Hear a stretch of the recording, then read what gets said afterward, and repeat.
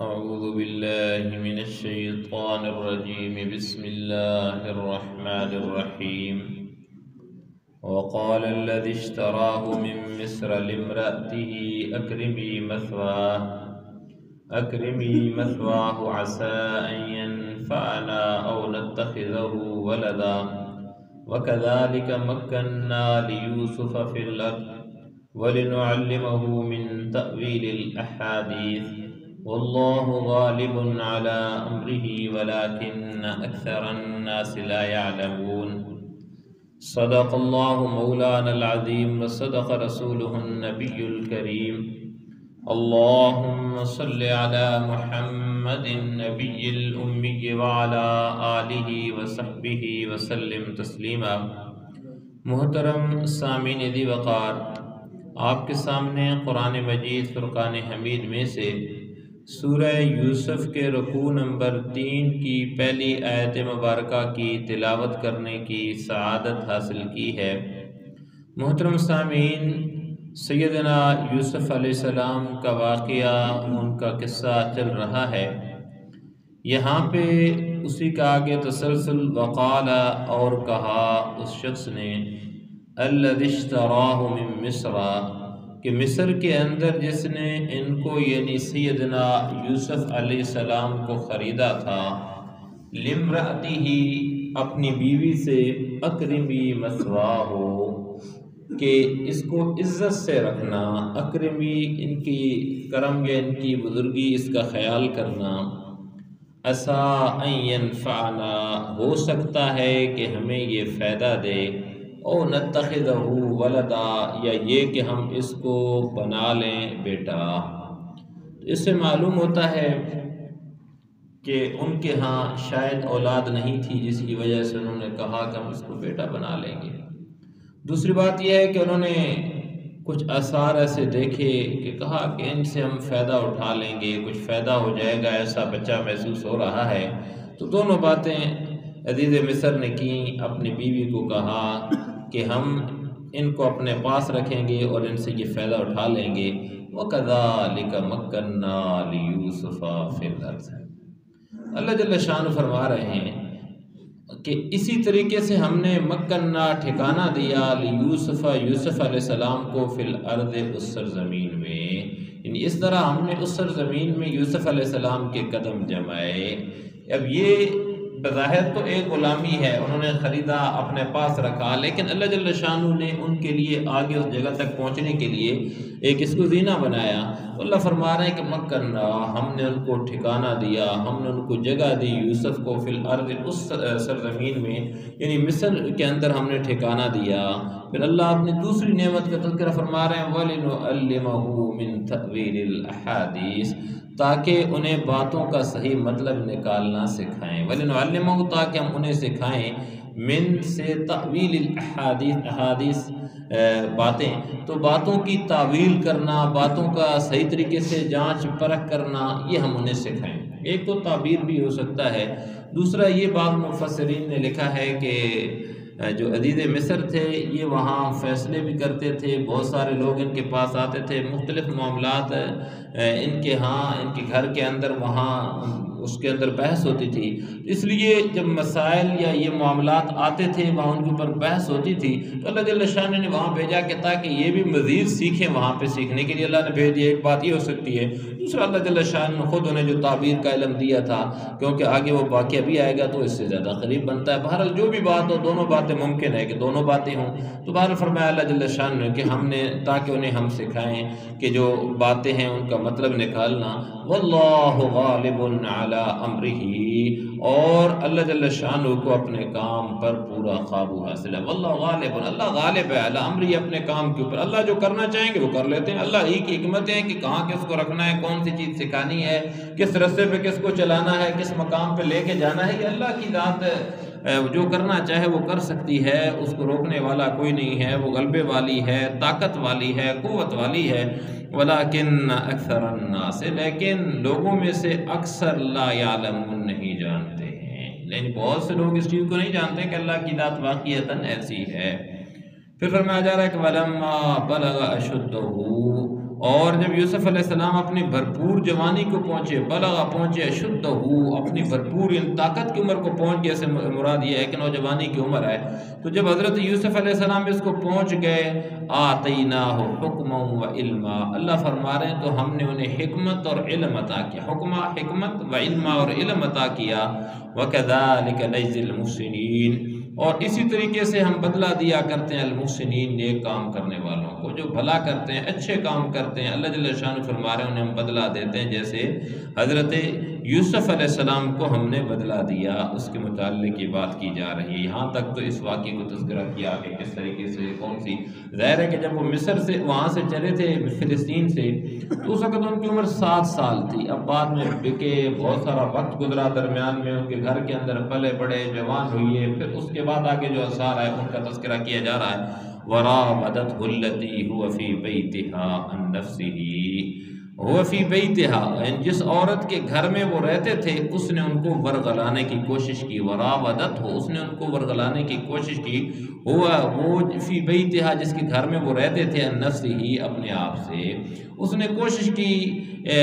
کہ کسی طریقے سے یہ گناہ کی طرف مائل ہو جائیں، تو اس کے متعلق قرآن کے اندر نام تو نہیں لکھا ہوا، تورات کے اندر نام لکھا ہوا ہے کہ وہ عورت زلیخا تھی، اس کا نام جو ہے زلیخا تھا، تو بہرحال اس نے کوشش کی، لیکن قرآن نے یہ نہیں تذکرہ کیا کہ کون تھی، کہا وہ فی بیتہا، جس کے گھر میں وہ رہتے تھے، اب مطلقاً کہا کہ جس عورت کے گھر میں رہتے تھے اس عورت نے یہ کوشش کی، اس نے کیا کیا، وغلقت الابواب، اس نے سارے دروازے بند کر دیے، وقالت، اور کہنے لگی، حیت لک، آ بھی جاؤ، کہ آج اس نے گناہ کی طرف بلایا کہ آپ آ جائیں، میرے قریب آ جائیں، تو اب سیدنا یوسف علیہ السلام نے جب یہ سارے آثار دیکھے تو اس وقت انہوں نے کہا، قال معاذ اللہ، اللہ کی پناہ، اور پھر کہا کہ انہو ربی، کہ بے شک وہ میرا پالن ہار ہے، میرا پالنے والا ہے، میرا وہ آقا ہے، احسن مثوایا، اس نے مجھے بہترین ٹھکانہ دیا ہے۔ اب اس سے دو باتیں مراد ہیں، رب مختلف معنوں میں پالن ہار کے لیے استعمال، اور پالن ہار مربی جو ہوتا ہے، تربیت کرنے والا، پرورش کرنے والا، پالنے والا، وہ کوئی انسان بھی ہو سکتا ہے اگر اس معنی کے اندر اس کی نسبت کی جائے، تو یہاں مفسرین کہتے ہیں کہ اس کی نسبت اس عزیز مصر کی طرف کی جا رہی ہے کہ سیدنا یوسف علیہ السلام کہنے لگے کہ اللہ کی پناہ، کہ جس بندے نے مجھے گھر کے اندر رکھا، پالا، اور اتنا مجھے جو وجاہت، مقام و مرتبہ دیا، اتنی عزت دی، تو احسن مثوایا، کہ میں اس کے ساتھ خیانت کیسے کر سکتا ہوں، تو اس کے متعلق، اور پھر یہ بھی کہا کہ انہو لا یفلح الظالمون، کہنے لگے کہ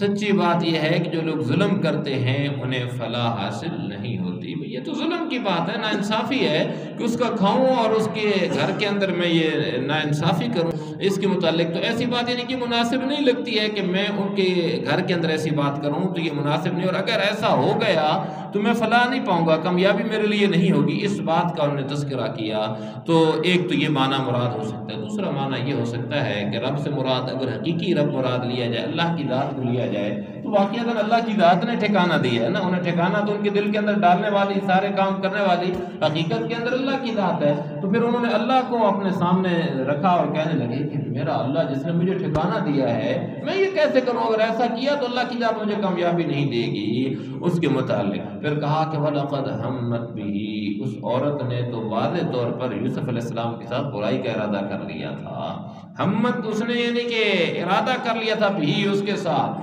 گناہ کرنے کا ارادہ کر لیا تھا یا کوشش کی تھی اس نے، وَهَمَّ بِهَا، اور یوسف کے دل میں بھی اس عورت کا خیال آیا تھا، نوجوان آدمی تھے، تو ایک بشری تقاضا ہے، لیکن یہاں پہ ایک بزرگ ہیں مولانا اشرف الثانوی رحمۃ اللہ علیہ، انہوں نے لکھا ہے کہ جس طریقے سے روزے دار نے روزہ رکھا ہوتا ہے اور روزے کے عالم کے اندر سخت گرمی ہو، دھوپ ہو، اسے پیاس لگتی ہے، سامنے پانی نظر آئے، اس کا دل چاہتا ہے لیکن اس کی طرف وہ بڑھتا نہیں ہے، تو گناہگار نہیں ہوتا ہے۔ ایسے سیدنا یوسف علیہ السلام کی بھی ظاہر ہے کہ کچھ چیزیں اللہ نے تقاضا تو رکھا تھا نا، بشریت تو تھی، انسان تو تھے، وہ تقاضا تھا جب ساری چیزیں آئی تو، لیکن اس کی طرف وہ بڑھے نہیں ہیں، انہوں نے آگے بڑھے نہیں، تو اس وجہ سے گناہگار نہیں ہوئی ہے، اس کے ارادے کا یا اس کا دل کے اندر پیدا ہونا کوئی گناہ کی بات نہیں ہے، جیسے پانی کی دل کے اندر طلب کا پیدا ہو جانا یہ کوئی گناہ کی بات نہیں ہے، ایک فطرتی تقاضا ہے۔ تو ایسے سیدنا یوسف علیہ السلام کے متعلق بھی کہتے ہیں کہ وہ ایسا ہی ہے کہ وہ ایک تقاضا یا خیال ان کے دل کے اندر یہ آیا، لولا ارآ برہان ربی، اور اگر وہ اپنے رب کی دلیل کو نہ دیکھ لیتے، ارآ برہان، برہان دلیل کو کہتے ہیں، اپنے رب کی برہان کو نہ دیکھ لیتے تو پھر کہیں ممکن تھا کہ وہ یہ آگے نہیں بڑھتے، لیکن آگے نہ پڑھے اس وجہ سے کہ انہوں نے دلیل دیکھ لی۔ اب دلیل کے متعلق مختلف جو ہے مفسرین نے لکھی ہیں کہ سیدنا یعقوب علیہ السلام کی تصویر انہیں دکھائی گئی کہ انہوں نے دیکھا کہ وہ میرے ابا دیکھ رہے ہیں، تو یہ کتنی ایک بات یہ آتی ہے۔ دوسری بات آتی ہے کہ کچھ ایسا کلام لکھا ہوا تھا، ایسی آیات لکھی ہوئی تھی کہ جس کے اندر انہوں نے جو یہ دیکھا فوراً انہیں احساس ہو گیا کہ اوہو یہ تو اللہ کی ذات ہے۔ اللہ نے بچانے کے لیے کوئی نہ کوئی سبب کر لیا کہ جس کی وجہ سے وہ اس سے بچ گئے، یا ان کے دل کے اندر اللہ نے اپنا استحضار لا دیا۔ جو بھی چیزیں آئیں جس ذریعے سے بھی آئیں اس کا تذکرہ اللہ کر رہے ہیں کہ لولا رأى برهان ربی كذلك لنصرف عنه السوء والفحشاء۔ اللہ کہتے ہیں کہ ہم نے ایسا اس لیے کیا تاکہ ان سے برائی اور بے حیائی کا رخ پھیر دیں، لنصرف تاکہ ہم پھیر دیں، ان اس سے السوء برائی والفحشاء اور بے حیائی کا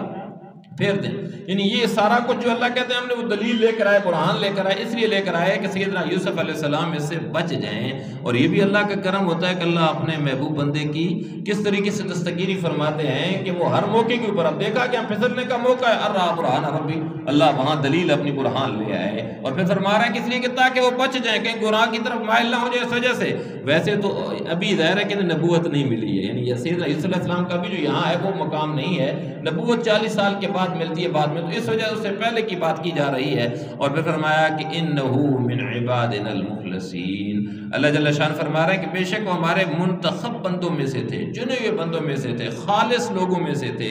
دیندار اچھے نیک لوگوں میں سے تھے۔ انہو بے شک وہ من عبادنا ہمارے بندوں میں سے المخلصین کہ جو نیک یا پرہیزگار لوگ ان میں سے تھے۔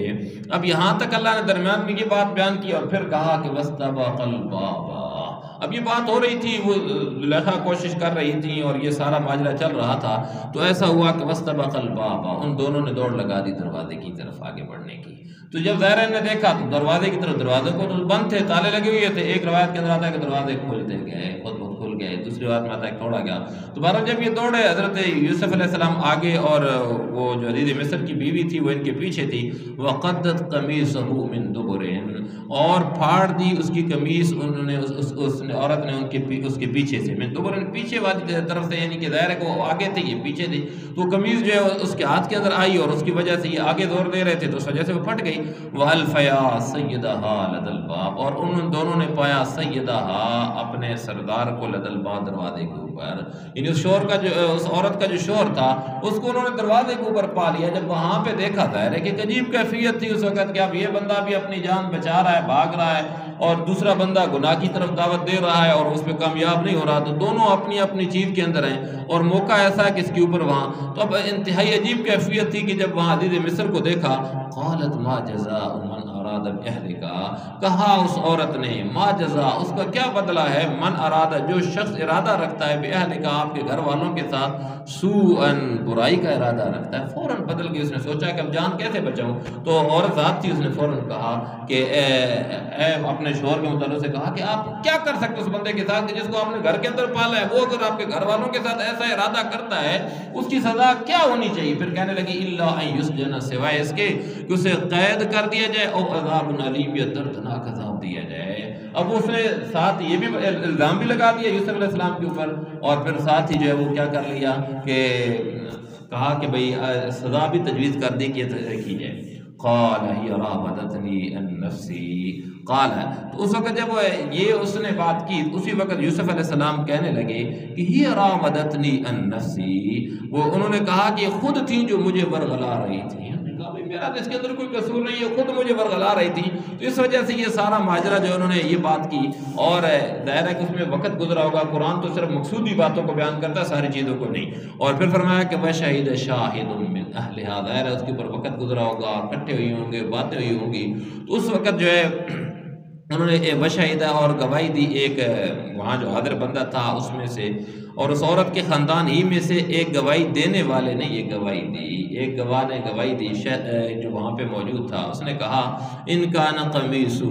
اگر ان کی قمیص جو ہے قد من قبل، اگر یہ پھٹی ہوئی ہے، من قبل سامنے سے پھٹی ہوئی ہے، فصدقت، تو یہ عورت سچی ہے، اور وہو من الکاذبین، اور یہ مرد جھوٹا ہے اگر یہ قمیص آگے سے پھٹی ہوئی ہے، اور اگر دیکھا جائے بہن کا نہ قمیص قد من دبر، اگر اس کی قمیص جو ہے یہ پیچھے سے پھٹی ہوئی ہے، فکذبت، تو یہ عورت جھوٹی ہے، اور وہ من الصادقین، اور وہ مرد جو ہے وہ سچا ہے۔ انہوں نے یہ بات اس نے فیصلہ کر دیا۔ تو یہ کوئی دو روایات اس کے اندر آتی ہیں کہ دنیا کے اندر جو چند چھوٹے بچے تھے جنہوں نے پنگوڑے کے اندر بات کی، یہ بولنے کے بھی انہیں طاقت اللہ نے نہیں دی تھی، اسی وقت اچانک دی، تو یہ بھی وہی ایک بچہ تھا کہ اس کے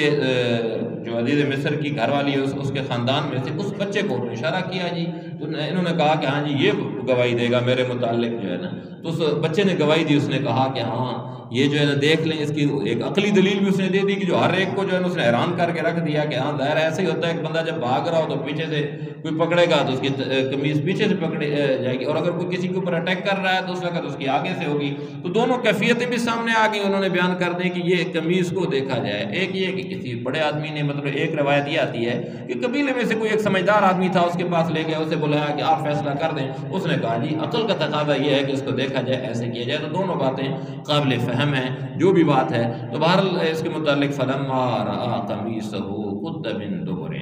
پھر جب دیکھا گیا اس قمیص کو، قد وہ پھٹی ہوئی تھی، من دبر پیچھے سے پھٹی ہوئی تھی، قال اس وقت اس نے کہا انه من کیدکن، یہ تم عورتوں کی مکاری ہے، یہ تمہاری چالیں ہیں، تم نے یہ مکر کیا ہے، تم نے یہ چال کی ہے کہ تم نے اس کے اوپر الزام لگا دیا۔ ان کیدکن عظیم، واقعی تم عورتوں کی مکاری بڑی سخت ہے، ان کیدکن عظیم، کہ بے شک۔ تو یہ اب عورتوں کی سے مراد یہ نہیں کہ بعض عورتیں ایسا کرتی ہیں، ہر عورت کے متعلق یہ نہیں کہا جائے گا۔ عورتیں جو ہے نا انبیاء کرام کی مائیں بھی ہیں اور مختلف مقام و مرتبے والی بھی ہیں، تو لہذا ہر عورت کے متعلق یہ آیت فٹ نہیں کرنی ہے کہ بندہ کہے کہ نہ کیدکن عظیم، عورتوں کو کہتا رہے کہ یار یہ تو قرآن نے عورتوں کے متعلق کہہ دیا۔ تو جس کا کردار ایسا ہوگا یا جو اس طریقے سے کر رہی ہوگی اس کے متعلق یہ بات، واقعی کی نوعیت اس کے وقت کے مطابق بات کی گئی ہے۔ اور پھر کہا کہ یوسف اعرض عن ھذا، یوسف اعراض کیجیے، چھوڑ دیجیے عن ھذا اس کو، یعنی یوسف تم اس بات کا خیال نہ کرو، آپ اس بات سے پریشان ہوں گے تو انہوں نے کیا ہے، انہیں بتانے کے لیے کہ یہ عورتوں کی چال ہے، آپ اس کو نہ کریں۔ اور پھر کہا کہ واستغفری، اور اے عورت تو اپنے گناہ کی معافی مانگ، لذنبک، اپنے جو گناہ ہے، لذنبک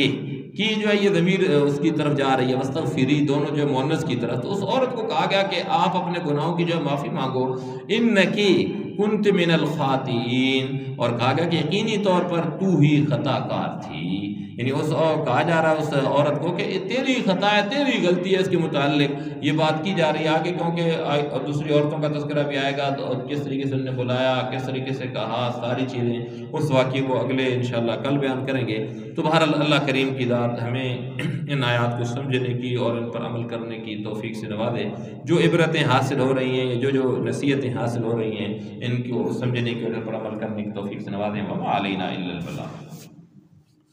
آمین۔ الحمد للہ رب العالمین والعاقبۃ للمتقین، والصلاة والسلام علی سید الانبیاء والمرسلین۔ ربنا آتنا فی الدنیا حسنہ وفی الآخرۃ حسنۃ وقنا عذاب النار۔ یا الہ العالمین، ہم سب کا بیٹھنا قبول و منظور فرما۔ یا اللہ اس بابرکت محفل کی وجہ سے ہم سب کے اوپر، ہم سب کے گھر بار، مال، اولاد، تمام نعمتوں کے اندر خیر و برکت ڈال دے۔ یا الہ العالمین، ہماری تمام خطاؤں کو معاف فرما دے، بقیہ زندگی اپنے احکام اور اپنے پیارے محبوب کے پیارے پیارے طریقوں کے مطابق گزارنے کی توفیق سے نواز دے۔ یا الہ العالمین، جتنے مسلمان اس دنیا سے رحلت فرما چکے ہیں اللہ تمام مسلمان مرحومین کی مغفرت فرما دے۔ یا الہ العالمین، ہمارے تمام بیماروں کو شفائے کاملہ عاجلہ مستمرہ نصیب فرما دے۔ یا الہ العالمین، ہم سب کے ہر قسم کے تمام مسائل کو حل فرما دے، عافیت والا معاملہ نازل فرما دے۔ یا اللہ ہماری پوری زندگی کے اندر خیر و برکت ڈال دے۔ یا اللہ ہم سب کے دلوں کے اندر جو نیک و جائز تمنائیں، مرادیں، حاجتیں، ان کو تو اپنے غیب کے خزانوں سے پورا فرما دے۔ یا الہ العالمین، ہم سب کو دونوں جہانوں کی کامیابی نصیب فرما دے۔ یا اللہ اپنی رضا کا پروانہ نصیب فرما دے۔ یا الہ العالمین، ہم سب کے اوپر تو اپنا خصوصی اور مزید رحم و کرم والا معاملہ نازل فرما۔ یا اللہ ہم سب کو ہر قسم کی آفات و بلیات اور جتنے اچانک وقوع پذیر ہونے والے حادثات ہیں، ان سب سے ہم سب کی پوری امت مسلمہ کی حفاظت فرما لے۔ یا الہ العالمین، ہم سب کو ایمان سے تندرستی کے عالم کے اندر بار بار حرمین شریفین کی حاضری کا شرف نصیب فرما دے۔ یا اللہ ہمیں زندہ رکھ تو دین اسلام کے اوپر، موت نصیب فرمانا تو ایمان کے عالم کے اندر۔ اللہم ربنا تقبل منا انک انت السمیع العلیم۔